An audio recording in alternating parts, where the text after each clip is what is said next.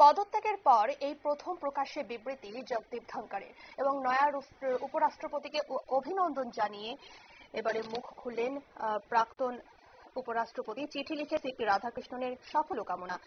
এ নিয়ে বিস্তারিত জানবো, আমাদের সঙ্গে রয়েছে প্রতিনিধি সৌম্য মুখোপাধ্যায়। সৌম্য, কি জানতে চাচ্ছ?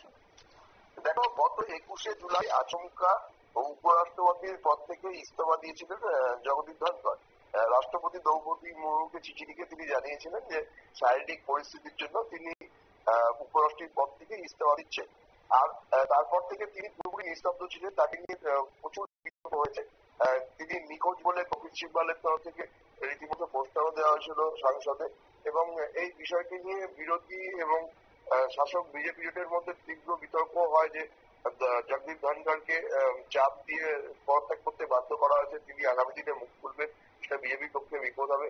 এই নিয়ে তীব্র জল্পনা চলছিল, এবং তারপরে এই জল্পনায় আরো বেশি ইন্ধন দেয় যে জগদীপ ধনখড় তিনি উপরাষ্ট্রপতি হিসেবে পেনশনের আবেদন না করে তিনি প্রাক্তন কংগ্রেস সাংসদ ছিলেন একসময় হরিয়ানা, সেই কংগ্রেস বিধায়ক হিসেবে তিনি পেনশনের আবেদন জানিয়েছিলেন। এটা নিয়ে বিতর্ক হয়েছিল যে তিনি বিজেপির সাথে সমস্ত সম্পর্ক ত্যাগ করতে চাইছেন, কিন্তু সেই সমস্ত জল্পনার অবশেষে অবসান হলো। গতকালই আমরা দেখেছি যে নয়া উপরাষ্ট্রপতি নির্বাচন ভোট হয়েছে, এবং সেখানে বিপুল ভোটে জয়ী হয়েছেন এনডিএ প্রার্থী সিপি রাধাকৃষ্ণন। তিনি 452টি ভোট পেয়েছেন। অন্যদিকে ইন্ডিয়া জোটের বিরোধী প্রার্থী বি সুদর্শন রেড্ডি পেয়েছেন 300টি ভোট। অন্তত 15টি ভোট বাকি রয়েছে বলেই এখনো পর্যন্ত জানা যাচ্ছে। আর এরপরেই জগদীপ ধনখড় নতুন উপরাষ্ট্রপতিকে অভিনন্দন জানিয়ে একটি চিঠি লিখেছেন, যে চিঠি দিয়ে তিনি নিজের নীরব হয়ে গেছেন। যে চিঠির পর থেকে আবার সেই নতুন চিঠি দিয়েই তিনি নিজের নীরবতা ভঙ্গ করলেন। তিনি তার চিঠিতে দেশের নয়া উপরাষ্ট্রপতিকে অভিনন্দন জানিয়েছেন। তিনি উল্লেখ করেছেন যে দেশের উপরাষ্ট্রপতি হিসেবে নির্বাচিত হওয়ার জন্য আপনাকে আন্তরিক অভিনন্দন জানাই। পাশাপাশি নতুন উপরাষ্ট্রপতির আমলে আরো বেশি এবং শ্রদ্ধা গৌরব যে উপরাষ্ট্রপতির দপ্তর অর্জন করবে, এই প্রার্থনাও করেছেন জগদীপ ধনখড়। তিনি উল্লেখ করেছেন যে আগামী দিনে ভারত এগিয়ে যাওয়ার ক্ষেত্রে উপরাষ্ট্রপতি সিপি রাধাকৃষ্ণনের একটা গুরুত্বপূর্ণ ভূমিকা থাকবে, এবং তিনি এই বিষয় নিয়ে সাফল্য কামনা করেছেন। দেখো, এনডিএ জোটের জয় নিয়ে উপরাষ্ট্রপতি নির্বাচনে কারোর কোনো সংশয় ছিল না, কিন্তু কতগুলো ভোট এদিক ওদিক হয় সেটাই দেখাচ্ছিল।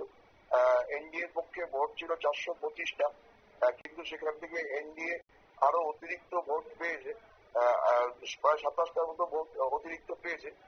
এটা বলে জল্পনা তৈরি হয়েছে যে বিরোধীরা যতই একজোট দেখাক চোখের সামনে, তারা যে ভেতরে ভেতরে অনেকেই এনডিএ শিবিরের সাথে যোগাযোগ রাখছে, এই রাষ্ট্রপতি নির্বাচনের মধ্যে দিয়ে সেটা স্পষ্ট হয়ে গেছে। আর এটা স্পষ্ট হওয়ার পরই জগদীপ ধনখড় তার নীরবতা ভঙ্গ করলেন বলেই মনে করছেন রাজনৈতিক বিশেষজ্ঞরা। কারণ তিনি দেখছিলেন যে উপরাষ্ট্রপতি নির্বাচনে বিরোধী জোটরা কতটা ঐক্যবদ্ধ হতে পারে, কিন্তু সেই অবস্থাটা সঙ্গীন বুঝতে পেরে তিনি সরাসরি তার পুরনো দলকে সমর্থন করলেন, এবং নয়া উপরাষ্ট্রপতিকে আন্তরিক অভিনন্দন জানিয়ে আবার মূল স্রোতে থাকার চেষ্টা করছেন বলেই মনে করছেন রাজনৈতিক বিশেষজ্ঞরা। ধন্যবাদ সৌম্য। আপনারা শুনলেন, গত 21শে জুলাই কিন্তু আচমকাই উপরাষ্ট্রপতির পদ থেকে ইস্তফা দেন জগদীপ ধনখড়, এবং রাষ্ট্রপতি দ্রৌপদী মুর্মুকে তিনি চিঠি লিখেও জানিয়েছিলেন যে শারীরিক পরিস্থিতির কথা মাথায় রেখে তিনি দেশের উপরাষ্ট্রপতির পদ থেকে ইস্তফা দিচ্ছেন। এবং অবশেষে পদত্যাগের পর এই প্রথম প্রকাশ্যে বিবৃতি জগদীপ ধনখড়ের নয়া উপরাষ্ট্রপতিকে অভিনন্দন জানিয়ে এবারে মুখ খুললেন প্রাক্তন উপরাষ্ট্রপতি। নিয়ে নিচ্ছে ছোট্ট একটি বিজ্ঞাপন বিরতি, সঙ্গে থাকুন।